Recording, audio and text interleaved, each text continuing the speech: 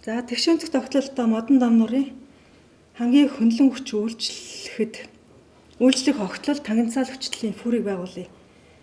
За ингэ тангинцаал хүчлийн фүрийг байгуулахын тулд бид нар эхлээд хөндлөн хүчнийхээ фүрийг байгуулах хэрэгтэй. Хөндлөн хүчний фүрийг байгуулахын тулд бид нар F хүчний үйлчлэлээр тухайн дамнуурын хөлгөөнтэй болон хөлгөөнгүй нугсан тулгууруудын реакцийг эхлээд тодорхойлсон байх хэрэгтэй.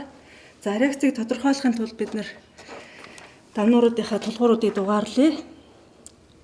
За B, C гэж дугаарлчихъя. За энд бид нар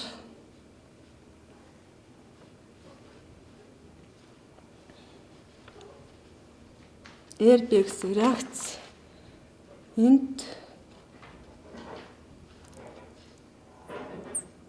RC гэсэн реакцууд үүснэ.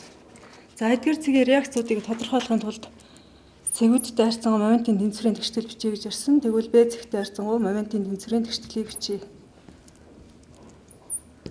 За тэгэхээр манай хичээлийн хувьд тухайн цэгтэй харьцангуй моментын тэнцвэрийн тэгштэлийг бичихдээ цагийн зүйний дагуу хууль нэмэхээр авдаг. За гэж бодоод тэр дүрмээ бариад B цэгтэй харьцангуй моментын тэнцвэрийн тэгштэлийг бичье. За B цэгтэй харьцангуй учраад RC маань цагийн зүйний эсрэг байгаа учраас хасах тэмдэгтээ RC хүрчхэн 3, F маань цагийн зүйний эсрэг байна. Хасах тэмдэгтээ F хүрчхэн за 1 байж гэн тэнцүү тийг буюу эндээс RB гэдэг юм байна.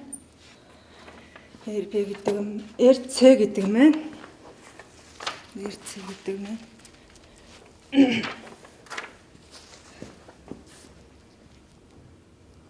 RC маань хасах тэмдэгтээ 2 кН болно. За тэгвэл C цэгтэй харьцангуй моментын тэнцвэрийн тэгштэлийг бичье.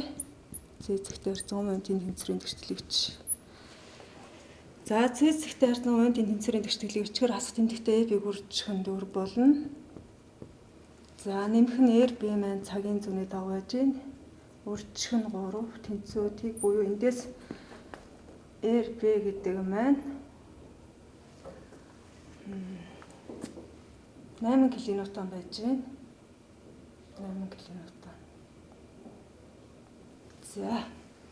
За бид нар реакцуудаа олоод авчихсан юм чинь бид нар хөндлөн хүчний огтлоо тэгээд тэгштгэлээ яаж өчтгөө тэр дүрмээрээ бид нар тогтоосон дүрмийнхаа дагуу огтол хийх өөр шууд хөндлөн хүчний фүрийг байгуулъя. За хөндлөн хүчний фүрийг байгуулахын тулд бид нар фүрийнхаа тэнхлийг зурна.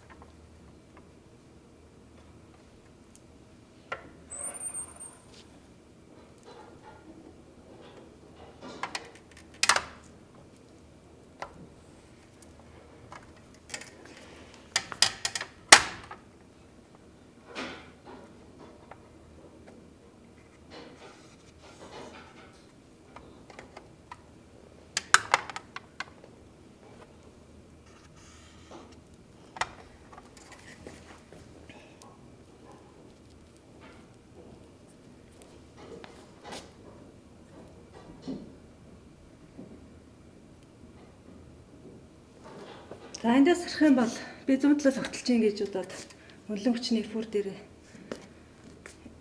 тоонхыг тавья. F хүч маань зүүн талаас огтлж байгаа тохиолдолд цагийн зүйний дагуу хавь нэмэх байх ёстой. Гэтэл F хүч маань цагийн зүйний эсрэг байгаа учраас F хүчний хэмжээ маань 6 буюу хасах тэмдэгтээ 6 манай фүрийн доотлол зурагдана гэсэн үг. За энд ямар нэгэн тархсан ачаа байхгүй учраас бид нар фүрийн тэнхлэгтээ параллелээр зурна. За дараагийнхын би баруун талаас огтлын RC маань цагийн зүйний. За мөн адилхан баруун талаас огтлохдоо бид нар цагийн зүйний дагуу хавь нэмэхээр авдаг. Гэтэл манай RC маань цагийн зүйний эсрэг байгаа учраас хасах тэмдэгтээ RC буюу манай бодсон тоон утга дээр хасах тэмдэгтээ 2 байгаа учраас асгасхыг нэмэх буюу нэмэх тэмдэгтээ 2 буюу өөрөөр хэлбэл фүрийн тэнхлэгийн дээдлэлт хөндлөн хүчний фүр маань зурагдах юм байна. За гэж бид нар фүрээ зурх нь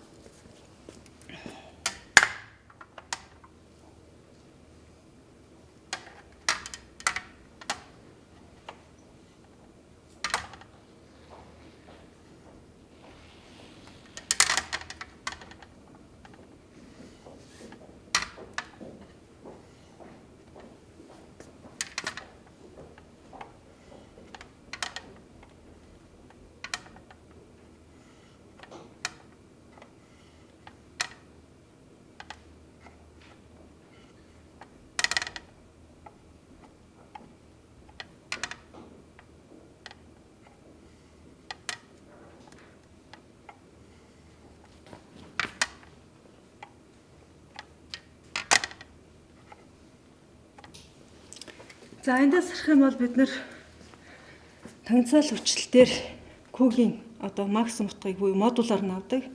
За ингээд авах юм бол манай тохиолдолд Q max модулаар нь авах юм бол хас тэмдэгтээ 6 килонewton байж байна.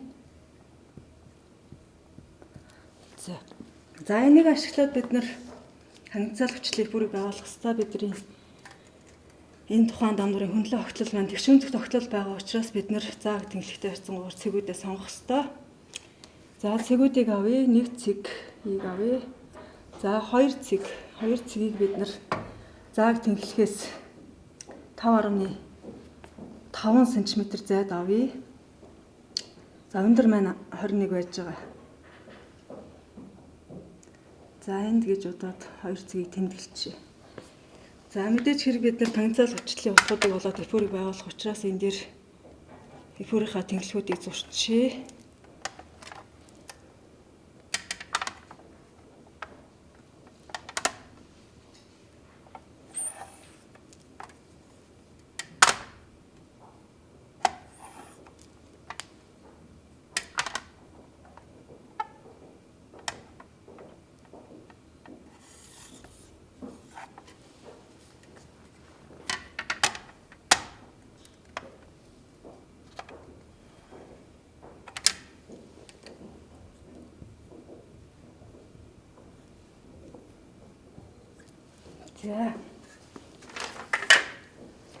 За тагнацаал хүчлийн утгуудыг олохдоо бид нар Журавскийн томыг ашигладаг.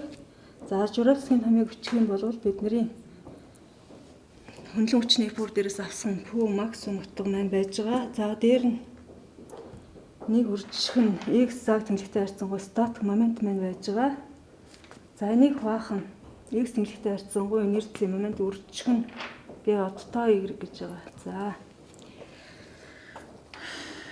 За манай тохиолдолд Q маань тогтмол утга байж байгаа. Q буюу хөндлөн хүч маань X буюу X тэнхлэгтэй харьцангуй инерцийн момент маань тогтмол утга байж байгаа хувьсах биш гэсэн үг. Өөрөөр хэлбэл манай тохиолдолд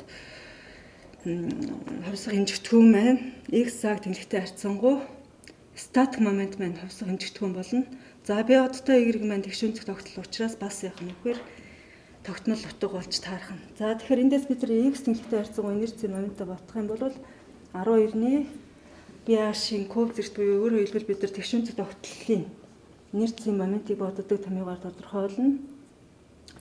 За 12-ны BH-ийн куб буюу өөрөөр хэлбэл 12-ны B маань 10.5 байж байгаа 5 см. H маань 21 байж байгаа. Энэний куб зэрэгт буюу эндээс бид нар тоон утгыг олох юм бол X тэнхлэгтэй харьцангуй инерцийн момент маань 8103 10-ны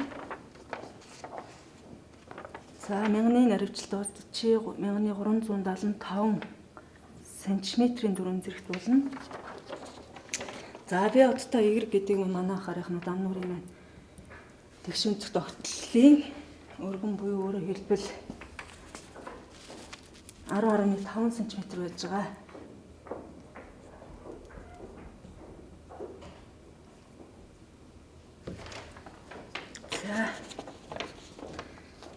За нэг цэг дээр бодъё. Нэг цэг дээр бодох юм бол нэг цэгийн дээдлэлт байгаа төрсийн одоо статик моментыг бид нэр бодох ёстой. За энэ тохиолдолд нэг цэгийн дээдлэлт өөрөөр хэлбэл бид нэр статик моментыг X зааг тэнхлэгтэй харьцангуй статик моментыг тодорхойлохдоо тухайн цэгийн дээдлэл байгаа төрсийн талбайг зааг тэнхлэхээс тухайн төрсийн ялгаж авсан одоо цэгийн дээдлэлт байгаа төрсийн хөндийн төв хүртэлх зай байж байгаа. За манай тохиолдолд нэг цэгийн дээдлэл ямар нэгэн төрс байхгүй учраас талбай маань тэг болно гэсэн үг. Өөрөөр хэлбэл тэг YC маань тэг учраас эндээс статик момент маань тэг. Өөрөөр хэлбэл 5.1 гэдэг маань тэг гэсэн үг байна. За тэгвэл 2 цэг дээр бодъё. 2 цэг дээр. За 2 цэг дээр.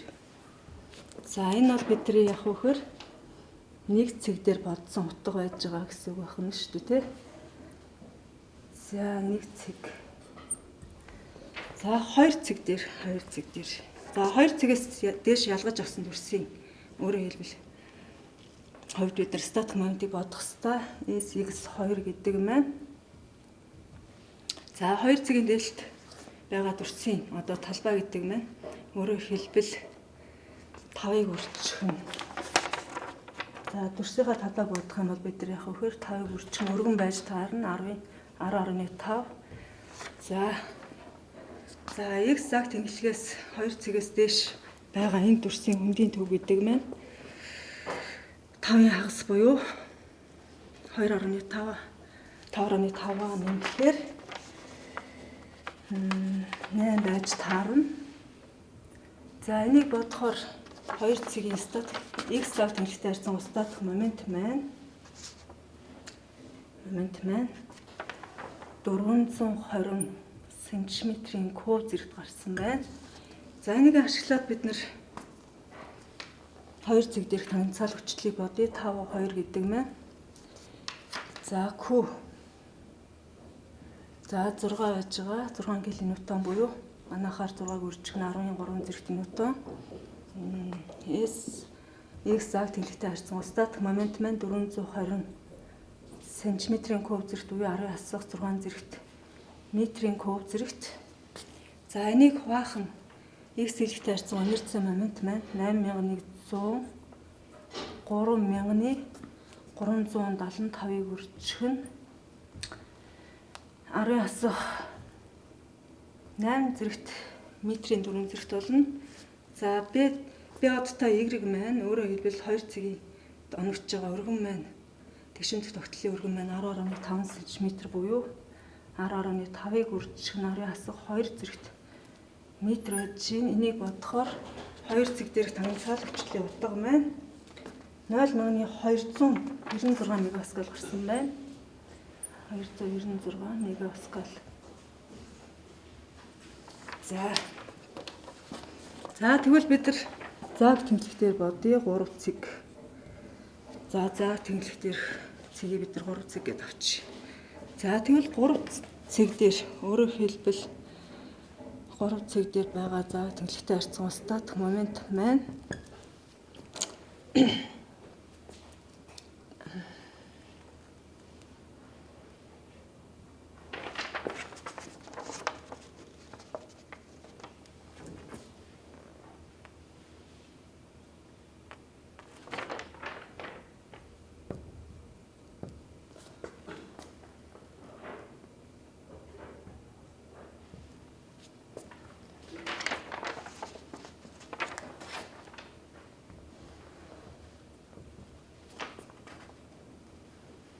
за энэ маань 578 ард нагны 81 25 см-ийн куб зэрэгт гарсан байна. За мэдээж хэрэг биоттой хэрэг буюу тухайн одоо 3 дахь таргалцж байгаа тишүүнцэх тогтлолын өргөн маань тогтмол гэсэн. За эдгээр утгуудыг ашиглаад 3 цэг дээрх тангенцаал хүчлийг олох юм бол за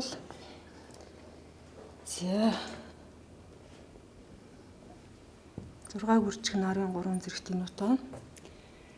За SX маань 3 цэг дээр 578 8125-ыг үржих нь 10-ын хасах 6 зэрэгт метрийн куб зэрэгт. За энийг хуваах нь 8103 1375-ыг үржих нь 10-ын хасах 8 зэрэгт метрийн 4 зэрэгт хуу. За энийг үржих нь 10.5-ыг үржих нь 10-ын хасах 2 зэрэгт байж гин. За эдгээр утгуудыг орлуулад бодсон эцсийн үр дүн маань 3 цэг дээрх тангенцаал хүчлийн утга маань 0.141 мегапаскал гарсан байна. За ингээд энэ цэгүүдээр олсон утгуудаа ашиглаад тангенцаал хүчлийнхээ бүрийг дагуулъя. За тэгэхээр нэг цэг дээр тэг гарсан байгаа. Нэг цэг дээр. За зааг тэнхлэгээс 5.5 м зайд дэх 5.5 м зайдах 5.5 см зайдах. За эдгээр тангенцаал хүчлийн утгуудаа ашиглаад тангенцаал хүчлийнхээ эфүрийг байгуулъя. За тангенцаал хүчлийн эфүрийг байгуулахаас өмнө бид нэр хөндлөн хүчний эфурийг байгуулаад тэндээс максимум утгыг модулаараа нь авсан байж байгаа. За манай хөндлөн хүчний эфур дээрээс хөндлөн хамгийн утга маань хасах тэмдэгтээ 6 гэж байгаа учраас 6 кН гэж гарсан байгаа учраас бид нар танилцаал хүчлийнхаа эфурийнхаа тэнхлэгийн зүүн тал зурна. За нэг цэг дээр тэг байж байгаа. За хоёр цэг буюу өөрөөр хэлбэл зааг тэнхлэгээс 5.5 см зайд танилцаал хүчлийн утга 0.1296 буюу 0.3 гэсэн үг байх нь 3 мегапаскал. За тэг 10.3 мегапаскалыг ойролцоогоор авчээ. За 3 цэг дээр буюу өөрөөр хэлбэл зааг тэнхлэг дээрх танилцаал хүчлийн утга нь 0.41 мегапаскал гарсан байжээ. За эдгээр утгуудыг ашиглаад танилцаал хүчлийнхаа эфурийг байгуулъя.